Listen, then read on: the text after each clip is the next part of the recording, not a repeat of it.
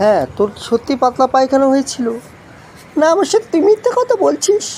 তুই কি আমাকে মিথ্যা কথা বলছিস রে?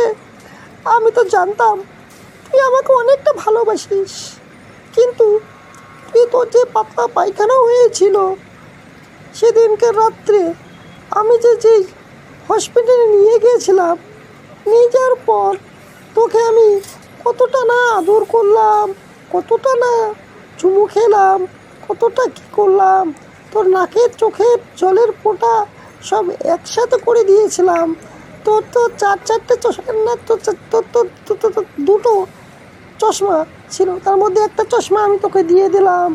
তারপরে তুই আমাকে এরকম কথা বলছিস? এখন আর চিনতে পারবি না। আমি তো জানতাম তুই একদিন না একদিন আমার হবি, কিন্তু এখন তো দেখছি তুই আমার একবারেই না, একবারে পরপর করে দিয়েছিস। তুই আমাকে না রে, তোকে আমি একবারেই অচেনার ভাব করছি না রে। তুই আমাকে একবারে ভুল বুঝছিস, বুঝলি? আমি আমি না সেদিনকে খুব আমার পাতলা পায়খানা হয়েছিল, দিয়ে সেই পাতলা পায়খানার জন্য আমি আসতে পেরেছিলাম না। হসপিটালে গিয়েছিলাম, হসপিটাল থেকে এসে তারপরে তো অনেক খোঁজ করেছি। আর তুই তো জানিস আমি চোখে দেখতে কম পাই, এর জন্য তো আমি চারটে চশমা লাগিয়েছি। না না না, চশমা লাগিয়েছি।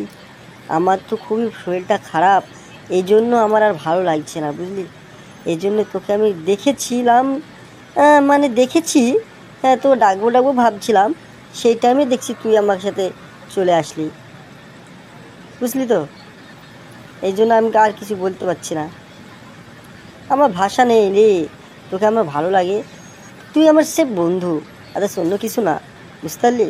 তুই আমার সে বন্ধু, তাই তো তোকে আমার